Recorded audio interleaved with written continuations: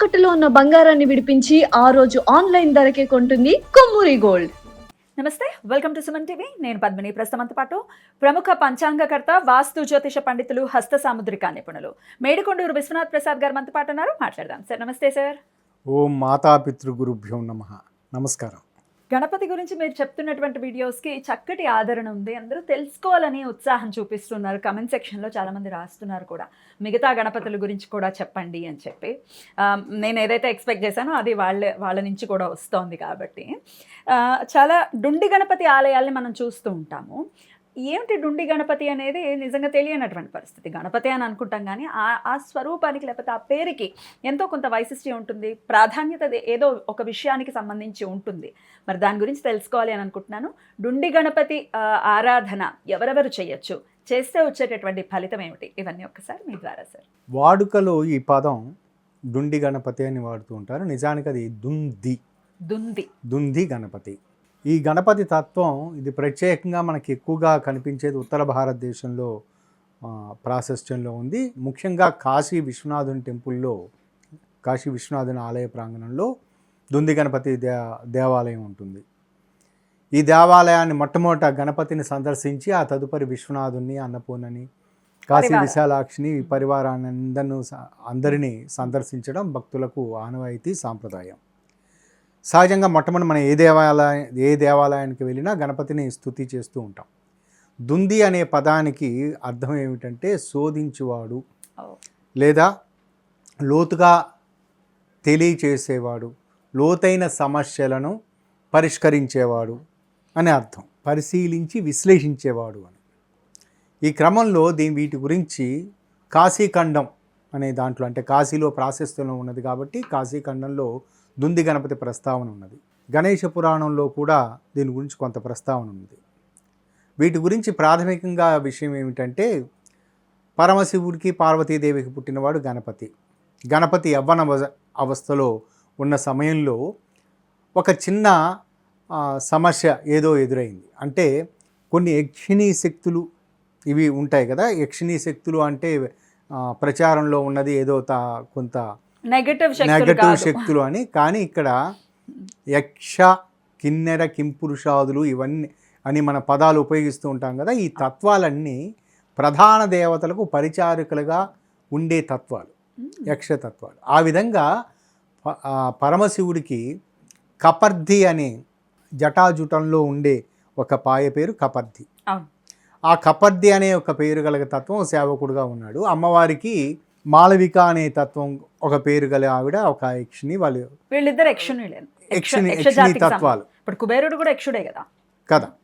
ఇందులో ఈ ఇద్దరు పరస్పరం ఒకరినొకరిని ఇష్టపడుతూ ఉన్నారు. కానీ అతను ఇష్టపడుతున్నట్లు ఆవిడికి తెలియట్లేదు. అందుకని తీవ్ర వ్యధతోటి ఉన్నారు ఆవిడ, మాళవిక గారు. ఆ వ్యధతోటి ఉన్న సందర్భంలో అది గమనించిన పార్వతీదేవి దీని పరిష్కార మార్గం కనుగొనమని, దీన్ని ఎలా కనుక్కోవాలి అని సహజంగా తమ పిల్లలకి చెబుతారు కదా. దీని గురించి ఏదో మన పిల్లలకి చెబుతూ ఉంటాం కదా, ఏదైనా ఒక ప్రాబ్లం వచ్చినప్పుడు నువ్వు సాల్వ్ చేయరా అన్నట్లు.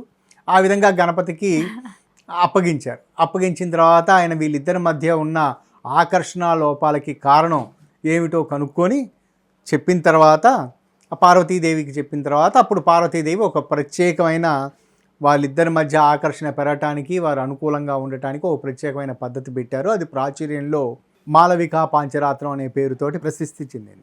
రెండవది, పరమశివుడు విశ్వనాథుడి తత్వంలో, విశ్వనాథుడి రూపంలో కాశీలో చక్కటి ప్రదేశాన్ని ఎన్నుకోవాలి. ఆ ప్రదేశంలో ఉండి విశ్వాన్ని పాలించడానికి, విశ్వానికి మంచి శాంతి చేకూర్చడానికి యోగ తపస్సు చేయాలి. తన పరివారం అంతా అక్కడ ఉండాలి. దానికి తగిన స్థలం కోసమని గణపతిని అడిగాడట, మీరు సెర్చ్ చేసి పెట్టండి అని. అప్పుడు ఆ గణపతి మొత్తం సెట్ చేసి ప్రస్తుతం ఉన్న కాశీ, ప్రస్తుతం విశ్వనాథుడు కొలువై ఉన్న ప్రాంతాన్ని సెలెక్ట్ చేశాడట. అందుచేత ఆయనకి సెలెక్ట్ చేశాడు కాబట్టి, ఆయన శివుడు అక్కడికి ఆవాసమై వచ్చి ఉన్నాడు కాబట్టి, ఆ పరివారంతో కూడి విశాలక్షి సమేతంగా, అన్నపూర్ణ సమేతంగా అక్కడ ఉన్నాడు కాబట్టి, ఈయన శోధించి పెట్టాడు కాబట్టి ఆయనకి దుంది గణపతి అని పేరు స్థిరపడింది అనేది కథనం. కాబట్టి దుంది గణపతి యొక్క తత్వం ఏమిటంటే, ప్రధానమైన తత్వం ఏమిటంటే, మనకు సంబంధించి మనకి అర్థం కాని సమస్యలుండి మనకి సమస్య ఎక్కడో ఉన్నది, దాని పర్యవసానాలు మాత్రమే మనం ఎదుర్కొంటున్నాం, కానీ దాన్ని ఎలా సాల్వ్ చేయాలో తెలియట్లేదు. దాని మూలాలు మనకు తెలియదు. మూలాలు కూడా తెలియనప్పుడు కూడా మూలాలు తెలియదు. సాల్వ్ చేయటానికి ఏమో ఇప్పుడు ఉదాహరణకి తలనొప్పి ఉంది, తలనొప్పి ఎందుకు వస్తుందో మనకు తెలియదు, కానీ తలనొప్పికి పారాసెటమాల్ టాబ్లెట్ వేసుకుంటూ ఉంటాం, తాత్కాలికంగా ఉపశమనం జరుగుతూ ఉంటుంది. కరెక్ట్. మూలాలు తెలుసుకోవటానికి, శోధించుకోవటానికి, లేదా అంతర్గతంగా మనకి ఏ ప్రజ్ఞ ఉన్నదో మనకు తెలియదు. ఉదాహరణకి మనం పిల్లల గురించి చూస్తూ ఉన్నప్పుడు చాలామంది అడుగుతూ ఉంటారు, మా 10th క్లాస్ అయిపోయిన తర్వాత మా అబ్బాయిని ఎంపీసీలో జాయిన్ చేయాలా, బైపీసీలో జాయిన్ చేయాలా, రెండిట్లో బయాలజీ వీటిల్లోనూ మ్యాథమెటిక్స్లోనూ చక్కటి ఇది ఉన్నది, అతని భవిష్యత్తు ఏ విధంగా ఉంటుంది అని తెలుసుకోలేని విధంగా. దాని తర్వాత కొంతమంది అడుగుతుంటారు ఔత్సాహికులు, నేను ఐఏఎస్కి ప్రిపేర్ కావాలా అండి, లేకపోతే వేరే దానికి ప్రిపేర్ కావాలి అంటే, వారిలో ఉన్న ప్రజ్ఞ వారికి ఏది దాచిపెట్టుందో, ఎలా వాటిని వ్యక్తీకరించాలో, ఎలా వాటిని ప్రిపేర్ కావాలో అది వారికి తెలియదు.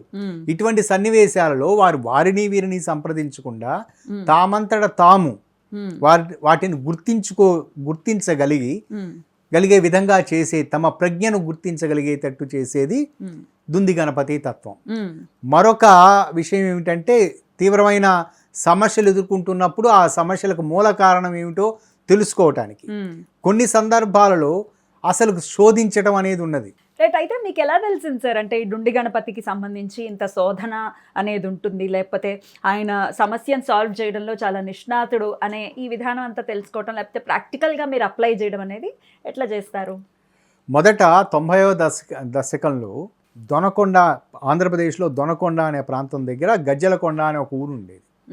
ఆ ఊరిలో ఒక ప్రముఖ పండితులు ఉండేవారు. ఆయన ప్రశ్నాశాస్త్రాన్ని వీటన్నిటిని చక్కగా చెప్తూ ఉండే పండితులు ఉండేవారు. వారితో నాకు యాదృచ్ఛికంగా చాలాసార్లు కలవలసిన పరిస్థితి, కొంచెం పరిచయం ఏర్పడింది. నేను మద్రాసులో ఉంటున్న సమయంలో అక్కడి నుంచి వస్తూ ఉండగా, నేను నా మిత్రులు ఆ కుటుంబం వారితోటి కలిసి వస్తూ ఉండగా ట్రైన్లో మరలా ఆయన్ని కలవటం తారసపడింది. ఆ సమయంలో మేము ఎదుర్కొంటుంది ఏమిటంటే, ఆ భార్యాభర్తలకు సంబంధించి వాళ్ళిద్దరి మధ్య చాలా సఖ్యత ఉంది, ఎటువంటి అనారోగ్య స్థితి లేదు, ఎటువంటి సమస్య లేదు, కానీ వారికి సంతానం కలగట్లేదని, నాకంటే కొంచెం వయసులో పెద్దవారు అనే దాని గురించి తీవ్ర మదన పడుతున్నారు. చాలామంది డాక్టర్ల దగ్గర వాళ్ళు చూపించుకుంటూ ఉన్నారు, మదన పడుతూ ఉన్నారు. అదే విషయాన్ని మేము ట్రైన్లో కూర్చొని డిస్కస్ చేసుకుంటున్నాం, మామూలుగా ప్రాక్టికల్గా డిస్కస్ చేసుకుంటూ ఉన్నాం, ఇలా జరుగుతుంది అలా జరుగుతుందని. మా ఎదురు సీట్లో కూర్చున్నారు ఈ గజ్జలకొండ స్వామి వారిని బహుశా అప్పటికే కలిసి 1 సంవత్సరం పైన అయిపోయింది వారిని. నేనైతే అంతగా గుర్తించలేదు.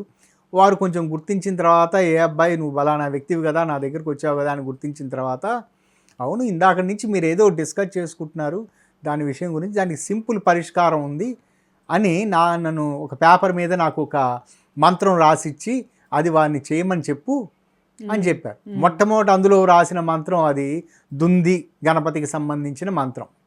ఇది వారితోటి చెప్పు, వారికి మరొకసారి నువ్వు కూడా అప్పుడు జ్యోతిష్యం నేర్చుకుంటూ ఉన్నావు కదా, కాబట్టి వారు దాని గురించి మీరు డిస్కస్ చేసుకుంటున్నారు కదా, వారికి చెప్పండి అని. సో వారితోటి చెప్పాను. అక్కడ జరిగిన విషయం ఏమిటంటే, వారు ఖచ్చితంగా పాటించారు. దాన్ని పాటించిన తదుపరి వేరే కొన్ని రకాల పద్ధతులు, డాక్టర్లని అందరినీ కలిసిన తర్వాత చిట్ట చివరికి వాళ్ళకి అనుకోకుండా ఒక పేపర్లో, చిన్న ఆర్టికల్, హిందూ పేపర్లో ఒక ఆర్టికల్ పబ్లిష్ అయింది. అదేంటి అంటే, యాంటీ స్పర్మ్ యాంటీజెన్ అనేది ఒకటి ఉంటుంది అనేది, ఒకటి శరీరంలో యాంటీజెన్స్ శరీరంలో డెవలప్ అవుతూ ఉంటాయి, అందుచేత గర్భధారణ జరగటం చాలా తక్కువగా ఉంటుంది అని. అంతవరకు వారు కలిసిన గైనకాలజిస్టులు కానీ, ఆండ్రాలజిస్టులు కానీ, సెక్సాలజిస్టులు కానీ ఎవరు దాని గురించి గుర్తించలేదు. అదొకటి ఉన్నది అనేది గుర్తించలేదు. 1992, 93 ఆ ప్రాంతంలో వారు దాని తర్వాత దాని గురించి తెలుసుకున్న తర్వాత దాన్ని టెస్ట్ చేశారు. అటువంటిది ఏదో ఉన్నదని ఒక మంచి గైనకాలజిస్ట్ గారు చెప్పారు. దానికి సంబంధించి ఏదో ఒక ప్రక్రియలు ఏవో జరిగాయి. దాని తర్వాత వారికి మంచిగా జరిగింది. వారు నాకు ఆ విధంగా చెప్పిన తర్వాత ఆ మంత్రం మేము సాధన చేయటం వల్ల ఆయన చెప్పారు పరిష్కార మార్గం దొరికింది కదా, రూట్ దొరికింది. అంటే ఇక్కడ మంత్రం ద్వారా లభించింది అనేది నా నమ్మకం, కానీ ప్రాక్టికల్గా జరిగింది ఆ విధంగా జరిగింది. శోధించాడుగా గణపతి. దాని తరువాత నాకు మరొక సన్నివేశంలో ఆ, నేను జెమినీలో చేస్తూ ఉన్నప్పుడు నా జెమినీలో ఇటువంటి కార్యక్రమం జాతక తత్వం అనే కార్యక్రమాన్ని నిర్వర్తిస్తున్న సమయంలో జరుగుతున్న సమయంలో నాకు రెగ్యులర్గా ఇవి పోస్ట్ వచ్చేవి, అంటే మా జాతకాల గురించి విశ్లేషణ చేయండి అని. మీరు అది లైవ్ లో చేసి చెప్పేవారా? అది లైవ్లో చెప్పేవాడిని, అంటే లైవ్లో అంటే రికార్డెడ్ అది. అదే recorded, అది అది ముందుగా publish నాకు చేశారా? వచ్చిన ఆ ఉత్తరాలని జాగ్రత్తగా ఇంటి దగ్గర జాతకం వేసుకొని వచ్చి దాని తర్వాత విశ్లేషణ చెప్పారు. విశ్లేషణ చెప్పేవాడిని. అందులో వచ్చినది ఏలూరు నుంచి ఒక వ్యక్తి, వారి అబ్బాయికి తీవ్రమైన సమస్యతోటి బాధపడుతున్నాడు, దానికి సంబంధించి ఎవరూ కనుక్కోలేకపోయారు, కాబట్టి దానికి సంబంధించి ఏదైనా పరిష్కార మార్గం ఉంటే, తీవ్రమైన అనారోగ్య స్థితి, దానికి వేరే మందు లేదు అని చెప్పిన పరిస్థితి, దాని నుంచి బయటపడడానికి ఏదైనా సలహా ఇవ్వండి అని.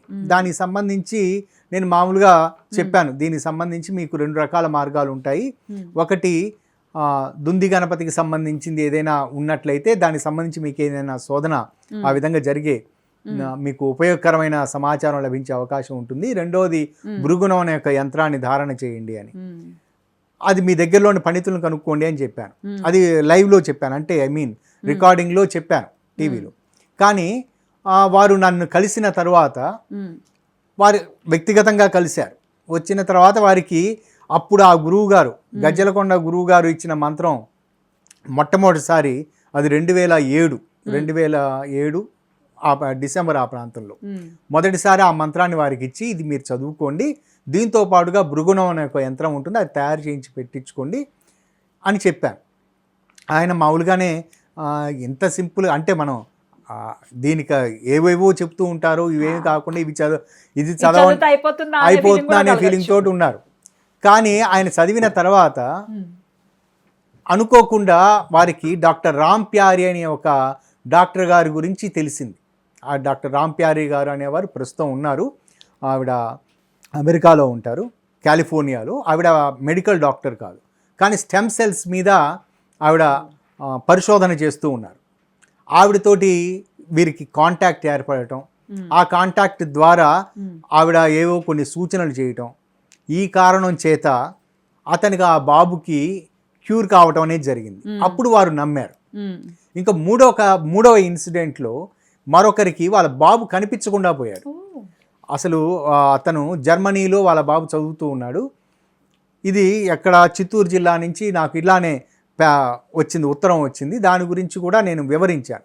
చిత్తూరు జిల్లాలో ఉన్నాడు, ఆ బాబు కనిపించకుండా పోయాడని ఉత్తరం రాశారు. నాకు సరైన జాతక విశ్లేషణ అదంతా చేయటం కుదరక మీ బాబు కనిపించే అవకాశాలు ఉంటాయండి అని టీవీలో చెప్పాను. దాని తర్వాత అనుకోకుండా వాళ్ళు దాన్ని నమ్ముకొని స్టూడియోకి వచ్చి పర్సనల్గా బలానా వ్యక్తిని కలవాలని కలిశారు, నన్ను కలవాలి అని. కలిసిన తర్వాత మీరు ప్రత్యేకంగా మరలా జాతక విశ్లేషణ చేయండి అంటే నాకు ఏం చెప్పడానికి పాలుపోవాల.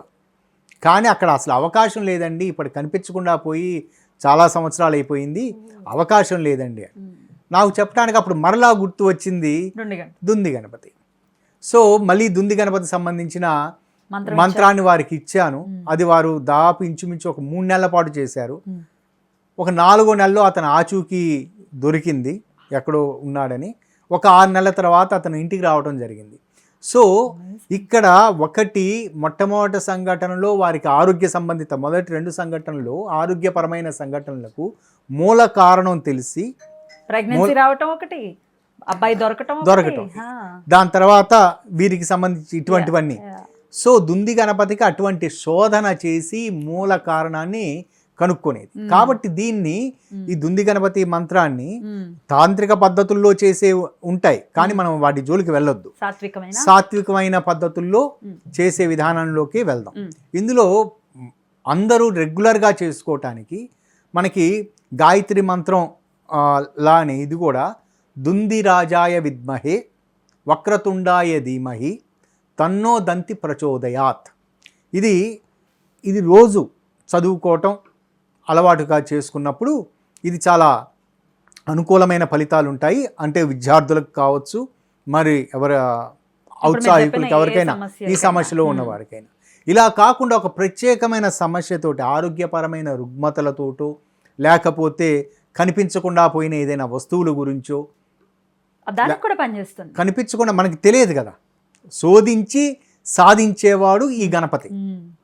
శోధించి ఎక్కడ ఉన్నదో అది, కానీ అది ప్రాక్టికల్గా మనకు అనుకోని విధంగా విఠలాచార్య గారి సినిమాలో లాగా మనం మంత్రం చదివిన వెంటనే గాల్లోంచి ప్రత్యక్షం అవడం అనేది జరగదు.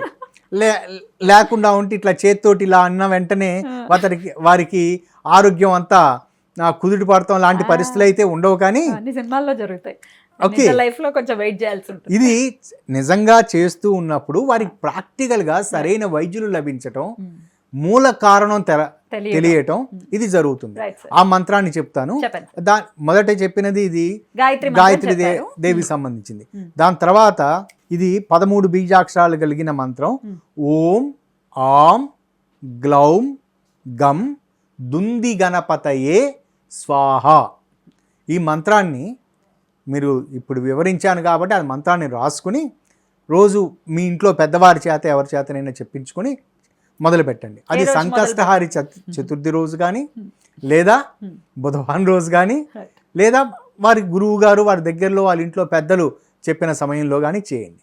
దీనికి గణపతి ఆరాధనకి సంబంధించి మట్టి గణపతిని తీసుకొని పెట్టుకొని ఒకటి నల్లటి వస్త్రాన్ని, నలుపుగా ఉండే ఒక వస్త్రాన్ని గణపతి వస్త్ర అలంకరణ చేసి, దాని తర్వాత రుద్రాక్షలు కుదిరితే చిన్న చిన్న రుద్రాక్షలు ఎక్కడైనా దొరికితే 1 కానీ 2 కానీ గణపతికి అలంకరణ చేసి ఈ మంత్రాన్ని చదువుకోవటం చేయండి. పంచముఖి అనేది చాలా విరివిగా దొరుకుతుంది కాబట్టి పంచముఖి పెట్టచ్చా?